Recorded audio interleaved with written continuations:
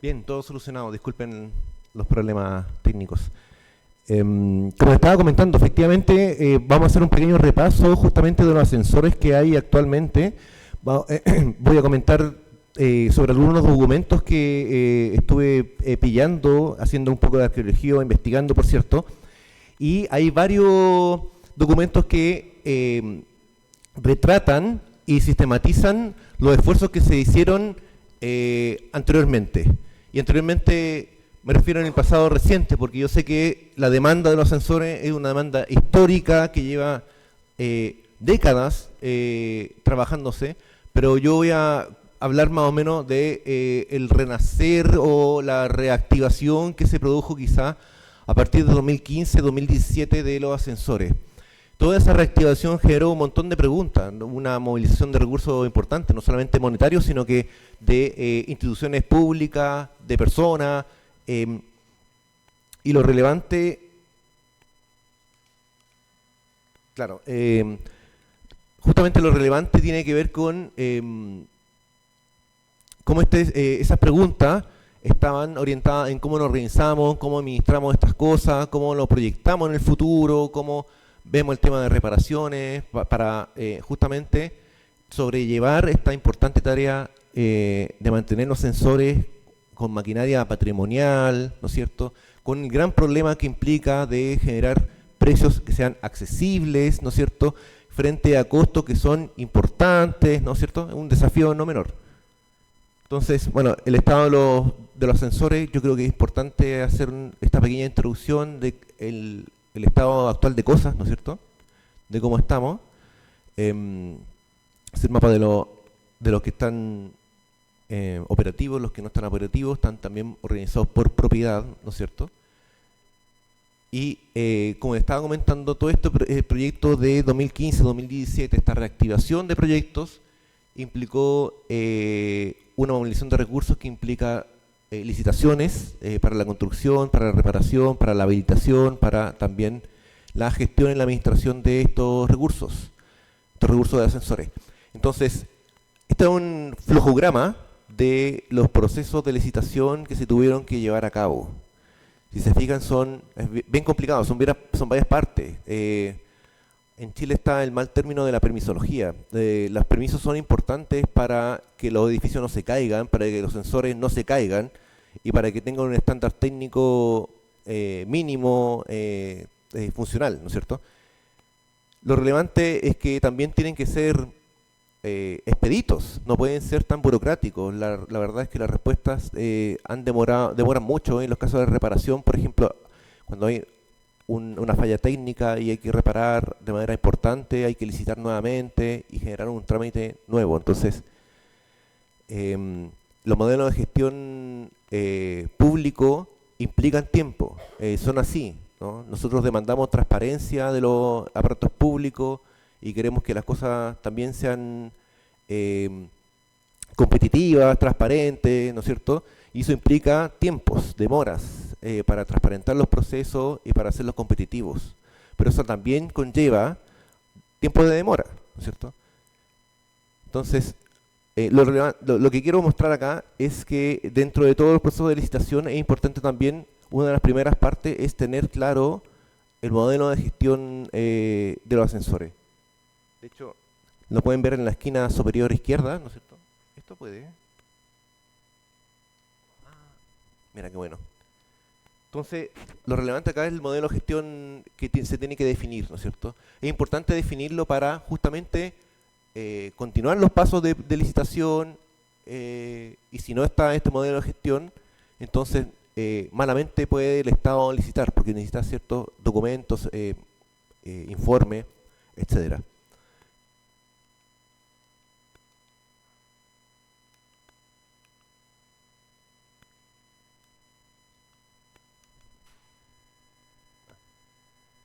Entonces las instituciones que participan del proceso son varias, ¿no? Está la MUNI, está el GORE, está la Dirección de Arquitectura, está la Dirección de Obras Municipales, etcétera, ¿no es cierto? Todo esto intervienen, pero también intervienen mucho las comunidades, ¿no es cierto?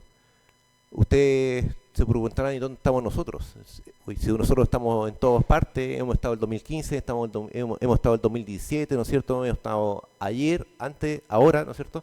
Entonces, es importante la participación de todos los sectores públicos en la tarea de llevar a cabo esto, ¿ya? Es importante, una demanda que nosotros también se tiene, pero también implica ciertas demoras en la necesidad de coordinaciones, ¿ya? Para hacer eficientes estos procesos. Unas tareas que se tienen que hacer también tienen que ver con la estimación de la demanda, ¿ya? La demanda es importante porque eso es lo que va a dar sustentabilidad a los ingresos. Nosotros, para saber y darle sustentabilidad financiera a la administración de los ascensores, es importante que como mínimo los ingresos solventen los costos, ¿ya? Y por eso es importante estimar ciertas demandas de tal manera de medir, cuantificar cuánto va a ser el superávit o el déficit, de tal manera de subsidiar esto o no, para darle también, como digo, sustentabilidad en el tiempo, ¿ya? Esto es como toda empresa, ¿no es cierto?, tiene que proyectarse en el tiempo y requiere de solventar sus costos. Y en las empresas es muy difícil generar ingresos. En los ascensores también, no solamente porque uno no puede poner cualquier precio, ¿no es cierto? Tienen que ser precios accesibles. Hay una estimación de demanda, por un lado, pero también está la capacidad de carga, de cuántos son capaces de llevar por traslado, por subida, ¿no es cierto?, o por bajado, como quieran verlo. Y eso nos va a decir más o menos cuánto va a ser la cantidad de ingresos y los costos que van a solventar, ¿no es cierto? Cuánto costo tiene una subida, cuánto ingreso tiene una subida, ¿no? El costo unitario, el costo o el ingreso unitario, eso tiene que sustentarse, tiene que ser equivalente, tiene que ser al menos igual, ¿no es cierto? Entonces, estos procesos de licitación, los procesos de reactivación de los proyectos, involucró muchas preguntas, y entre ellas tiene que ver con la estimación de la demanda, que son cosas que lamentablemente veo que no se hacen a menudo, y es importante tener ciertos elementos de contabilidad para justamente analizarlo y evitar también problemas económicos, ¿no?, que puedan suscitarse.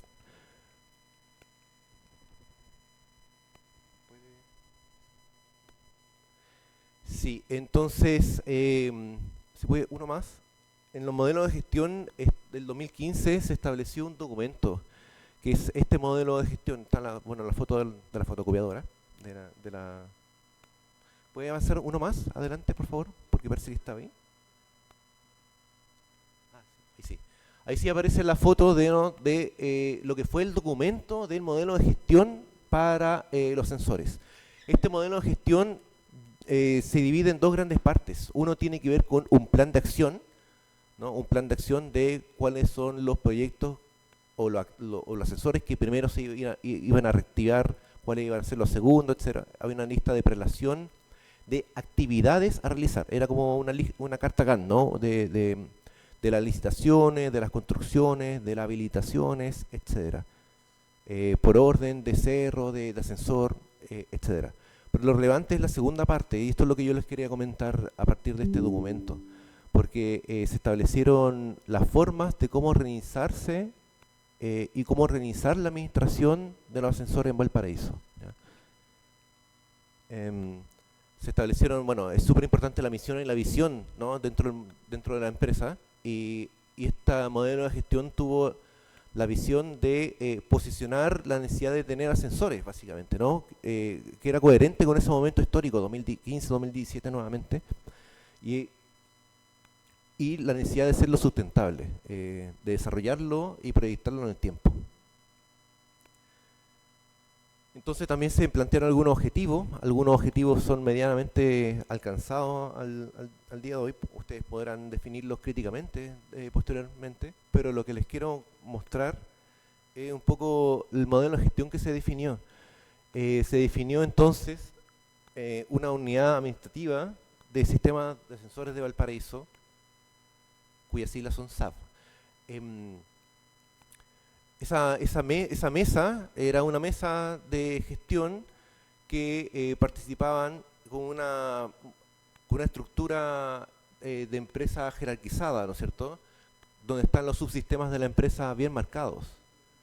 Está la gerencia general, está la operativa, está la gerencia comercial y la gerencia financiera, ¿no es cierto? Ese modelo de gestión es para esta unidad.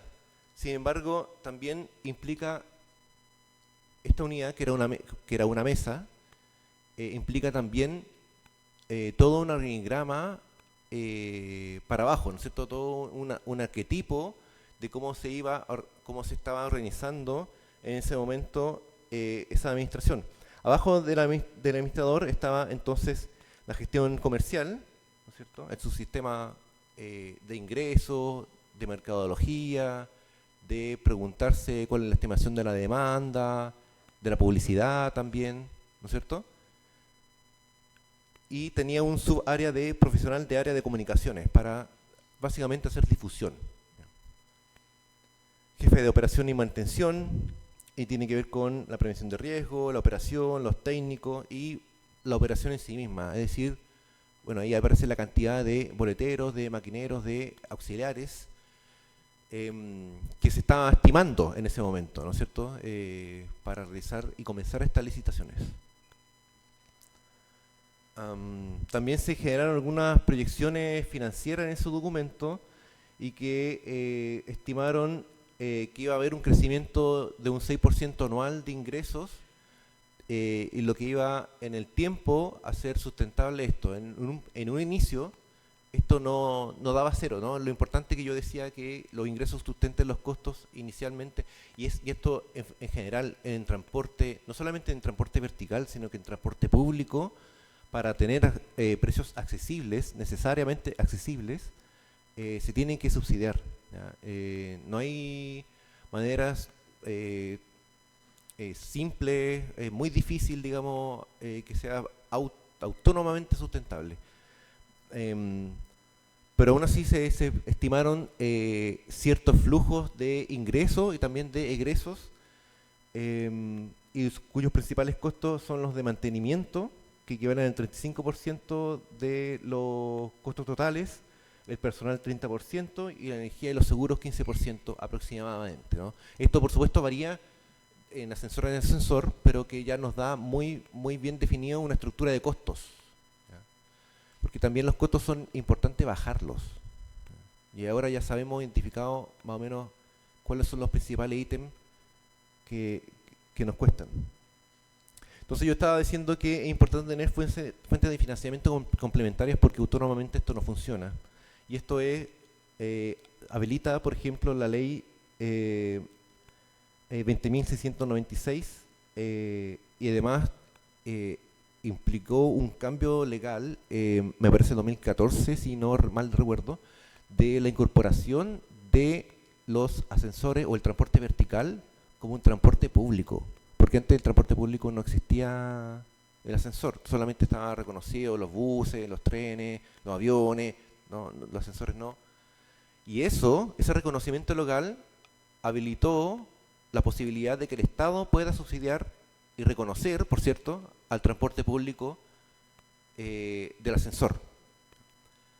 Entonces, esa ley lo permitió, lo permiten los ingresos mixtos, los arriendos, el ascensor Reina Victoria también se hace en comodato con otros propietarios que pagan un margen, ¿no es cierto? Están los aportes cruzados internos y está la estructura tarifaria progresiva. Se definió en una primera instancia definir una tarifa orientada a los residentes del cerro y una tarifa diferenciada a los turistas extranjeros. Eso es algo que yo al menos no he visto actualmente. Y se planteó, esto es lo que decía al menos en el documento, la gratuidad o el descuento de al menos un 100 o 50% para el adulto mayor, algunos grupos vulnerables de riesgo o prioritarios, ¿no es cierto?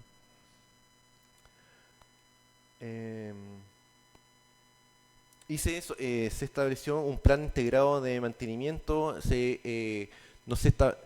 el modelo de gestión no habilitaba, y esto creo que es positivo, un mantenimiento centralizado. Es decir, no era, cada ascensor no tenía su encargado de mantención como fue pensado originalmente, sino que tenían una mantención centralizada en el caso de que cualquiera del ascensor lo requiriera, entonces iba rotando de vez en vez. Eso también posteriormente se externalizó. Ahora lo hacen otras empresas externas las que tienen que estar haciendo mantenimiento y también hacen la certificación de seguridad. Gestión laboral y capacitación, se establecieron también participación consultiva, por cierto, de personas y de organizaciones comunitarias. Se estableció una política de gestión de riesgos y una evaluación periódica que tenía que ver más bien con el Consejo Municipal y con algunas consultas a algunos usuarios. Ustedes también participaron de algunas consultas y participación ciudadana que están también sistematizadas en documentos.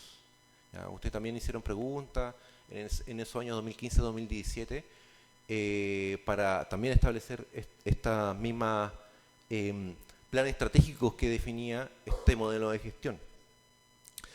Entonces, dicho eso, y para ir terminando, lo que yo les vengo a proponer de manera bien sencilla y bien humilde, ¿ya? Con toda la experiencia y sabiduría que ustedes tienen, en verdad, les vengo a comentar un modelo de gestión más horizontal que tiene que ver con las cooperativas, ¿ya? Que es como una misión y una diferenciación que quizás tenemos acá en la Escuela de Ingeniería Comercial de la UPLA.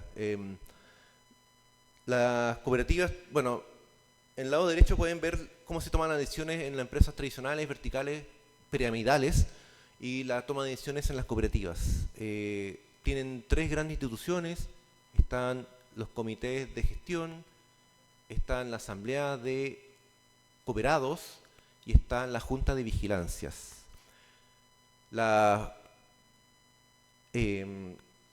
El Consejo de Administración, de lo que se trata justamente, es de tener un comité ejecutivo, ¿ya? 5, 4, 6 personas máximo quizá, para justamente ejecutar lo que mandata una asamblea de miembros de la cooperativa, ¿ya? Y la Junta de Vigilancia hace de supervisión, es como una contraloría interna, ¿ya?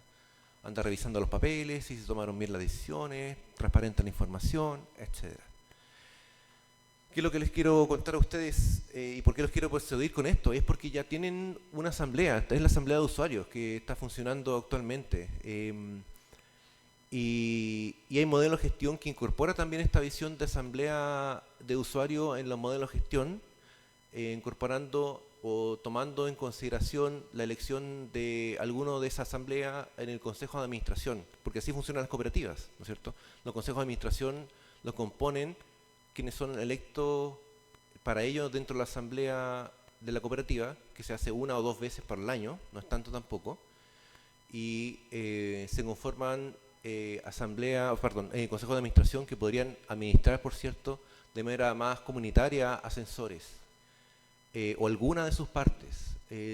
La verdad es que las comunidades tienen mucho que hacer, no solamente en la gestión más directa, sino que también en el entorno, en la seguridad, en el mocear los lugares, en revivirlos culturalmente, en generar actividades que los vinculen, ¿no? Y bueno, yo sé que lo hacen, pero tienen que ver con modelos de gestión y de participación en la toma de decisiones administrativas, ¿ya? Entonces, los principios de todas cooperativas son la asociación libre, la participación democrática de los miembros, de la distribución equitativa de los excedentes, ¿no es cierto? Y todo eso tiene que ver con que básicamente lo relevante de la cooperativa y cómo se toman las decisiones es que una persona un voto y no una persona un voto en función del capital con el cual aporta, ¿ya? Lo cual lo hace mucho más democrático y accesible y si me preguntan a mí, ad hoc a los cerros de Valparaíso, ¿ya? Todo esto es muy bonito, ¿no es cierto? Qué bacán son las cooperativas, qué bueno es cooperar, qué bonito y qué malo es competir, qué feo, ¿no es cierto? Yo quiero quitarle esa mirada tan inocente quizá de las cooperativas, porque también generan varios conflictos cuando nos entendemos de manera horizontal. Y esos son los conflictos. Yo me imagino que en su vida, en sus agrupaciones y en los grupos que han participado han tenido algunos conflictos. Los conflictos son normales, ¿ya?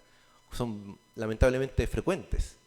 Pero digo lamentablemente porque la mayoría de las veces no terminan bien. Pero los conflictos no son necesariamente malos, ¿ya? Los conflictos son contraposición de ideas y de intereses. Y la gracia que tienen las formas de organización cooperativa, la gestión cooperativa, tiene que ver con que los conflictos no son malos, sino que enriquecen una visión, un análisis de la situación y compromete a todos, entonces, a buscar una solución mejor, ¿no? En la medida que se vean los problemas de todos los puntos de vista, es que se puede entonces tener una solución mejor, ¿no es cierto? Y por tanto, en la medida que todos también participen de esa elaboración de la solución, también nos va comprometiendo y haciendo partícipes reales, ¿no? Entonces, esta es un poco la historia, para ir cerrando, esta es un poco la historia de los modelos de gestión que ha tenido Asenval. Está en construcción, por cierto, porque se llamaba modelo de gestión en transición, ¿ya? Y yo quiero cerrar con una pregunta. ¿Modelo de gestión de transición a qué? ¿Estamos en transición todavía? ¿A dónde vamos a transitar? ¿Con qué modelo de gestión? Por su paciencia, muchas gracias.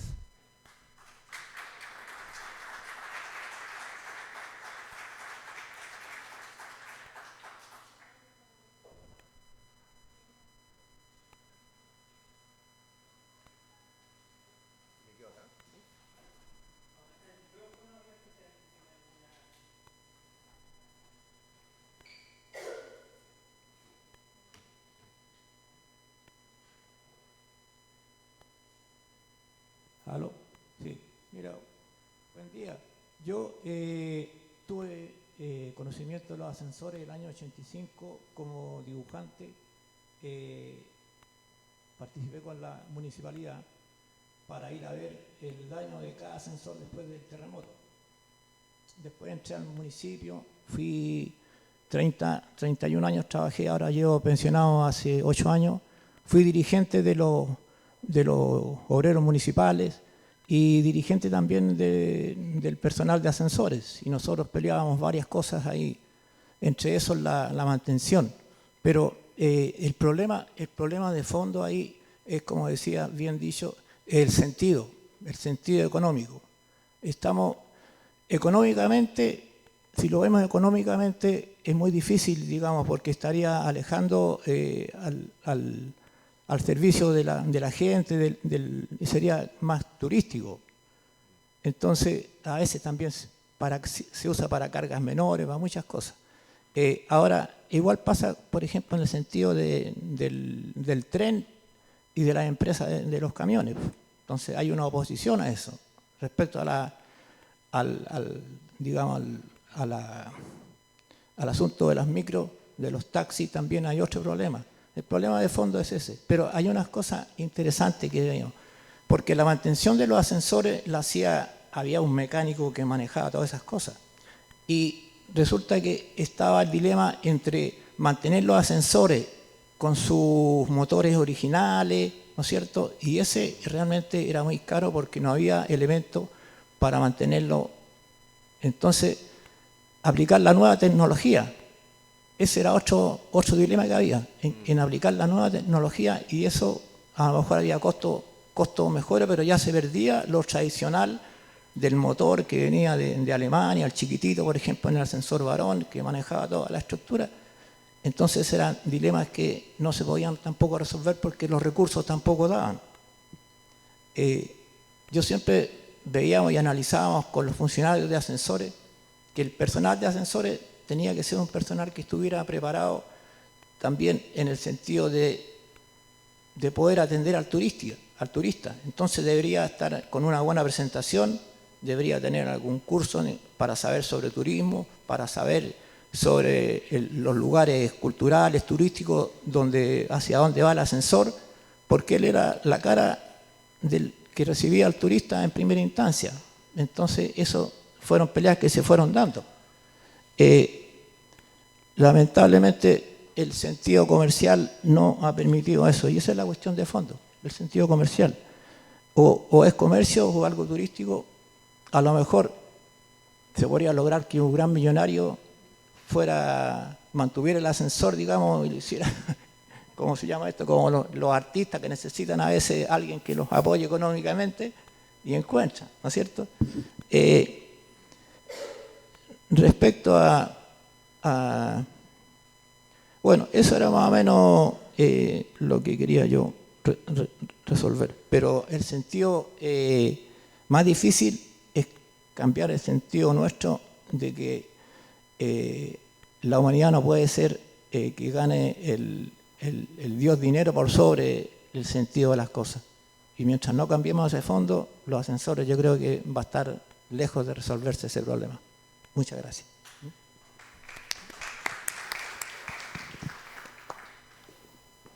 Sí, adelante. Pero, ¿puedo un minuto? Sí, yo comparto efectivamente esa idea ética política, porque justamente el objetivo del ascensor no es generar lucro, sino que satisfacer necesidades.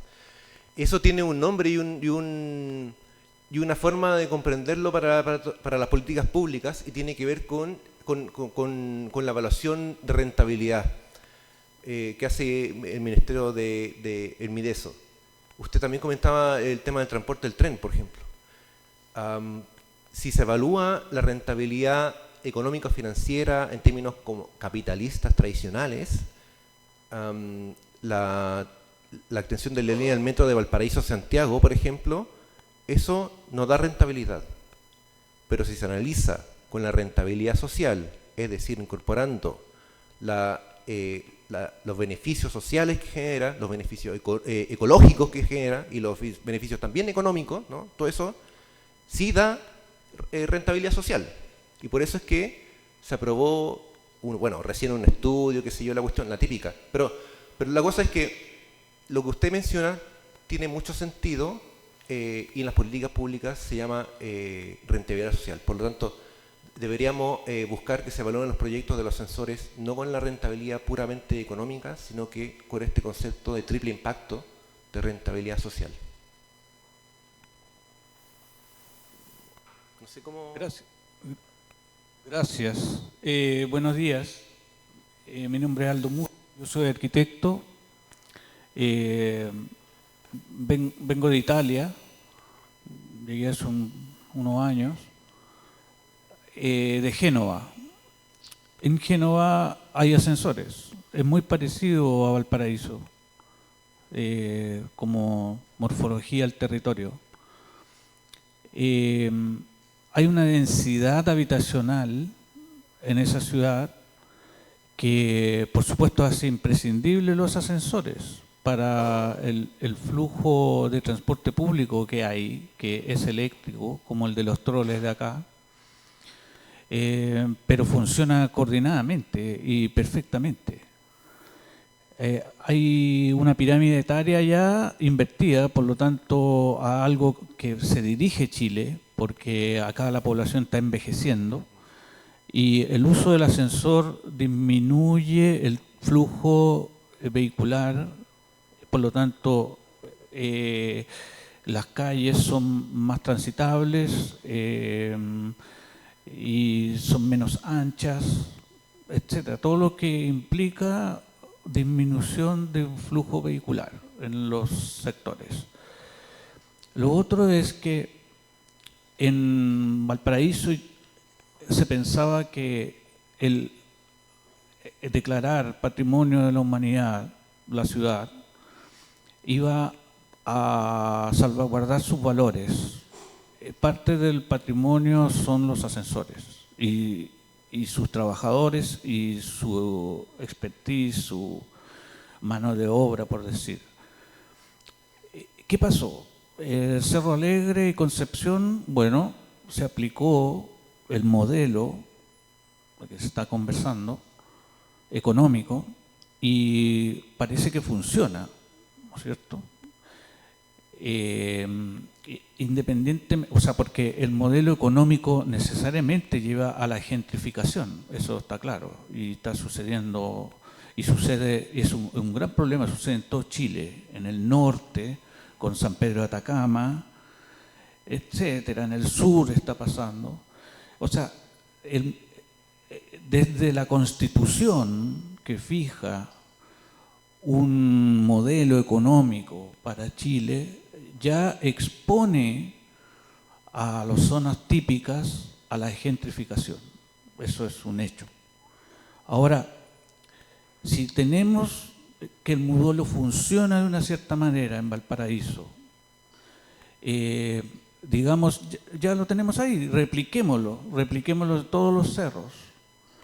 El problema es que todos los cerros no pueden tener el mismo destino de uso, destino comercial, etcétera, que tiene a Cerro Alegre y Cerro Concepción. No puede haber un museo del inmigrante en cada uno de los cerros. Sí puede haber museos. Playa Ancha tiene el Museo Marítimo. Ojalá Barón tuviera el Museo Industrial, no lo sé. Habría que crear la matriz, ¿no es cierto? Así como se crean los centros comerciales donde hay una tienda ancla, que es una transnacional, que el perjuicio de poner esa tienda ancla ahí es que sacrifica todo el mercado del sector, todo el comercio del barrio, ¿eh? Pero hay que tomar decisiones difíciles y gestionar los impactos, los efectos colaterales. Lo mismo va a pasar, en Valparaíso van a pasar cosas, están pasando cosas muy importantes en este pequeño lapso de tiempo, 5 años, hasta el 30. Cumplir una agenda tremendamente ambiciosa que disminuye las emisiones de dióxido de carbono, ser secretaría del océano, de salvaguardia, elecciones de presidente.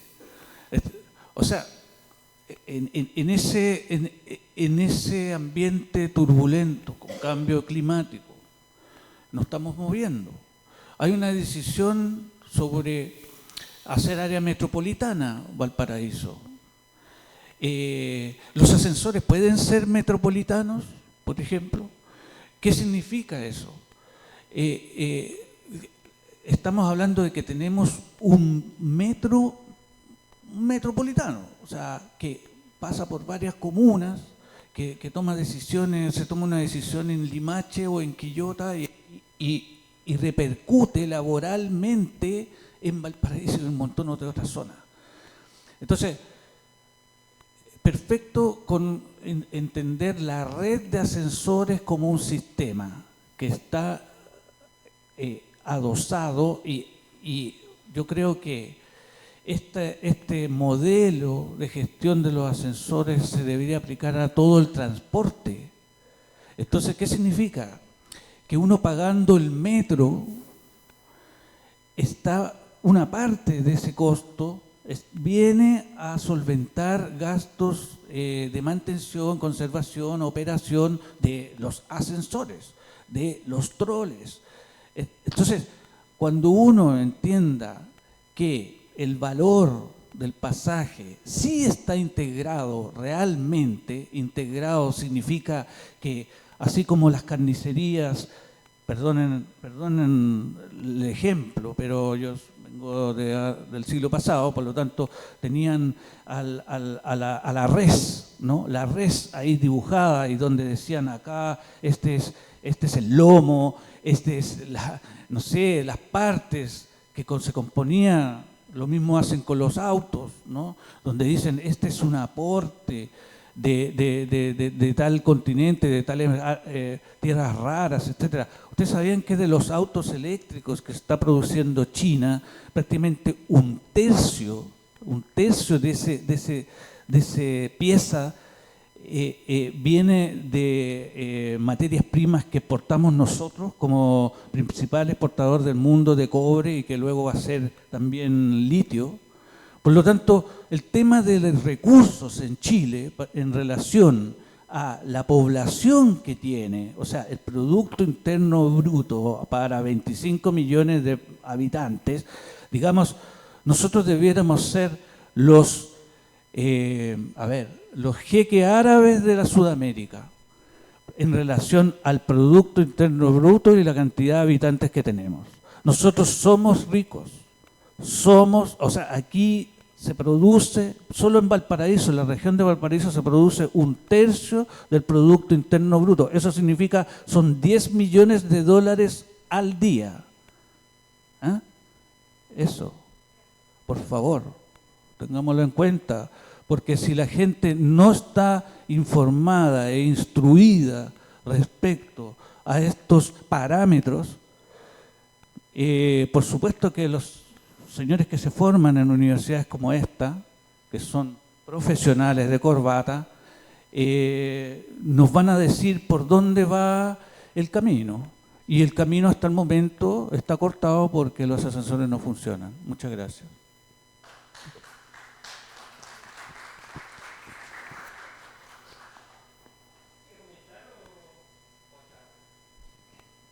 ¿Quieren preguntar ahí, no?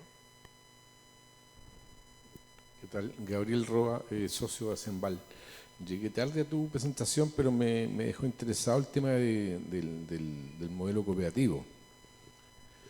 A pesar de que no hay cultura, mi pareja es uruguaya y Uruguay tiene una cultura enorme, el tema, porque hay una cultura cooperativista. Acá estamos muy lejos de eso, se han hecho acciones para que sea así, pero no me queda claro, hoy día el modelo cooperativo para la banca, así que no voy a decir una palabra grotesca, pero vale nada.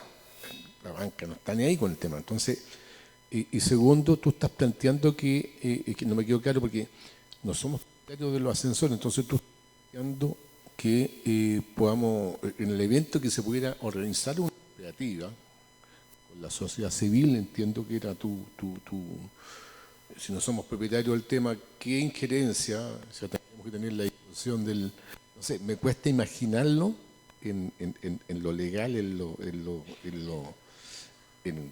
que el gobierno nos traspase la administración, no sé, me cuesta imaginarlo. Si en la práctica, si se pudiera, ¿cómo pudiera funcionar un modelo cooperativo con que acá nadie lo infla? Entonces lo veo medio utópico. No sé si me puedes dar más antecedentes. Eso, sí, solamente. puede llegar a ser utópico, pero la verdad es muy concreto. No se trata, por eso la separación entre la propiedad y la gestión. La propiedad efectivamente son de los GORE o de los MUNI, pero está lo otro que es la modelo de gestión, de cómo se organiza, y hay formas de organización que son horizontales y otras que son más verticales. En concreto, no aspiro que haya una entrega de la propiedad del Estado, no, porque también creo que deben ser públicos los sensores. Tiene que ver cómo se administran y tiene que ver con la administración que se abra un poco la cancha en el sentido de ustedes ya tienen una asociación y las cooperativas tienen una asamblea de usuarios, perdón, una asamblea de miembros de la cooperativa. Ustedes no son propietarios de los ascensores, pero son usuarios de los ascensores. Hay un comité de administración municipal y del GORE, que si me permiten, ahí lo mostré, pero hay un modelo de gestión que tiene que ver con los subsistemas de la empresa que está arriba y que perfectamente ellos podrían habilitar asambleas consultivas o participativas con incidencia al comité de usuarios para tomar decisiones. Por ejemplo, ¿cuánto va a ser la tarifa de los ascensores? ¿Cómo vamos a mejorar los costos de la mantención?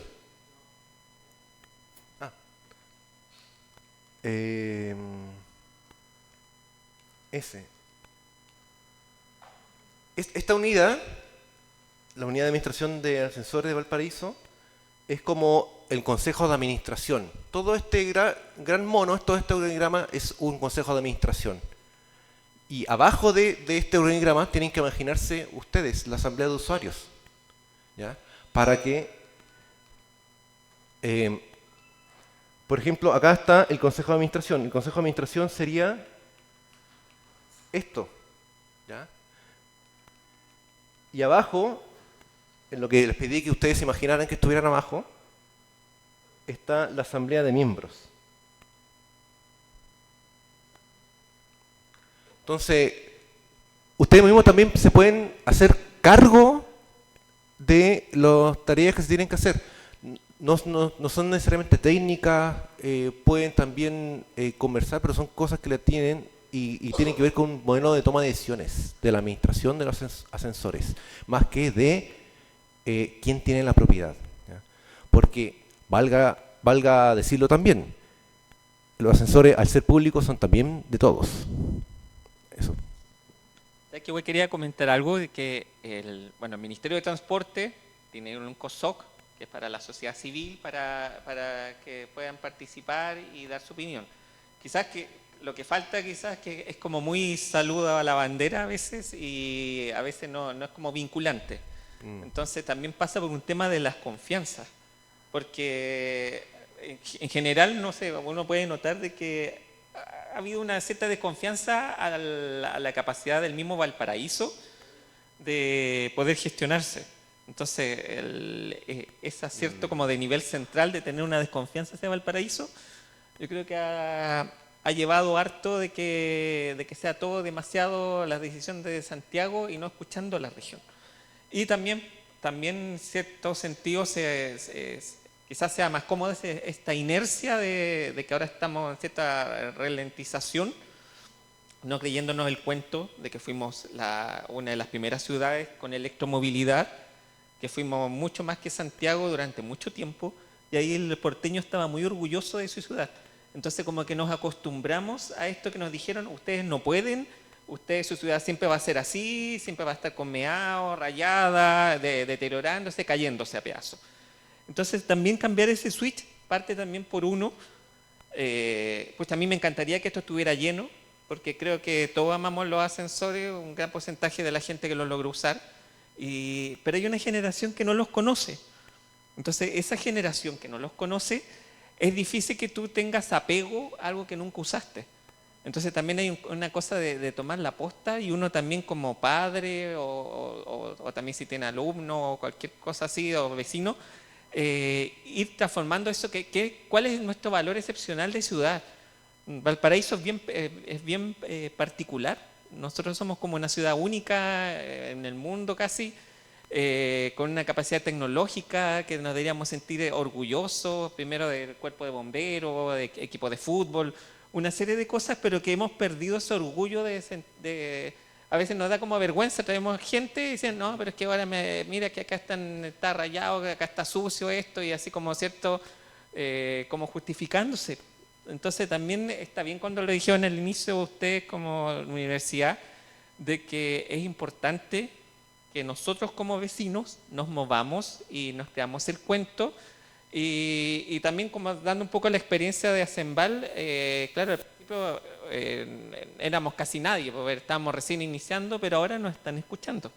Por lo menos hemos notado un cierto cambio de que hemos logrado ir como le decimos, a la capital del reino, ir a Santiago, que nos escuche el ministro o los subsecretarios. Entonces eso ya es un avance, pero eso también implica ser organizado y ser metódico, ser constante, porque no solamente puede ser alegar por alegar, sin también desde uno que o lo usan los ascensores, puede tener como una cierta luces de respuesta. Quizás no vamos a tener lo técnico, todas las cosas, pero sí uno puede dar ciertas luces de decirle a la autoridad, creemos que por acá es el camino. Entonces agradezco también que la UPLA ya por segundo año, estuvimos en el primer seminario y ahora en el cuarto, se vincule, porque ellos también tienen un trabajo muy rico acá con Playa Ancha, y también y de eso se trata en general las universidades, porque también por harto tiempo fueron cerradas. Se creía que la universidad tenía conocimiento y era que chorreaba hacia los demás que eran incultos.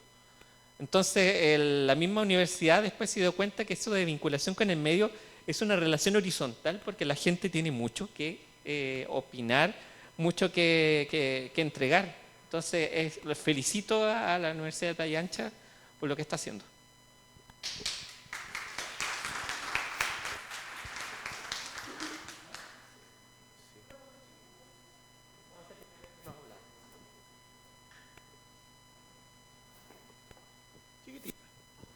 Hola, buenas, soy Ángelo, un usuario de Valparaíso y de sus cerros. Mi pregunta es, estuve viendo afuera que los ascensores son todos privados, porque estuve viendo que eran privados. ¿Qué significa, cómo se puede hacer eso como para poder recuperar el ascensor de Valparaíso tan bueno para la gente adulta, tan intuitivo, tan cosas que, bueno, como decían, hay gente de ahora que no los conoce? ¿Cómo es, mi pregunta es, cómo es si son particulares? ¿Quién los tomaría? ¿El gobierno? ¿La municipalidad? ¿Quién tomaría esos arreglos? Sí. ¿Me podría mostrar la PPT, por favor? Sí, lo que pasa es que hay solamente uno particular que no funciona, es una anomalía. Son del GORE y del municipio. Los de la MUNI son esos. Son propiedad de la MUNI municipal. Propiedad del GORE, del gobierno regional. Y el que está al lado es de la Cruz, el que es privado y está cerrado, no funciona. Y difícilmente que funcione de manera autónoma sin subsidio. De hecho, hubieron otros que estaban abandonados, que eran privados, que fueron expropiados. ¿Cómo? Perdón, ¿no? Comprados, claro, expropiados, sí.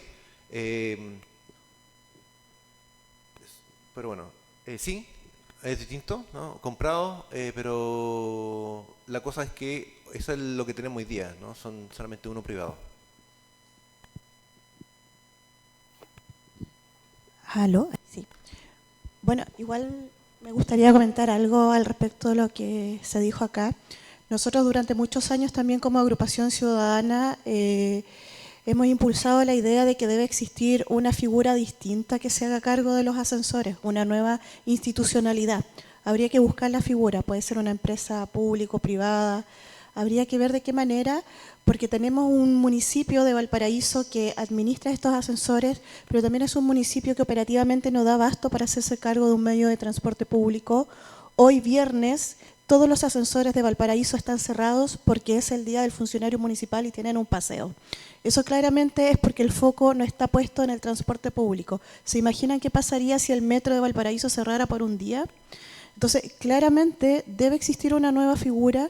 Nosotros algunos meses atrás nos reunimos con el subsecretario de Transporte y se nos informó que en algún momento el Ministerio de Transporte iba a licitar los ascensores de Valparaíso, un poco como las barcazas que están en el sur, un poco eso sería la figura. Ahora, para que esto suceda pueden pasar muchos años, porque para que ingrese el Ministerio de Transporte tendría que estar la red completa de ascensores funcionando. Eso sería un escenario ideal, porque en el fondo tiene que estar el foco en el transporte público y los ascensores de Valparaíso no lo tienen, claramente. Eso queríamos comentar. Vamos a dar por finalizada esta primera exposición. Agradecemos acá a quien nos comparte también esta información tan valiosa para la ciudadanía, también para quienes acá nos acompañan. Queríamos hacer un regalito antes de terminar.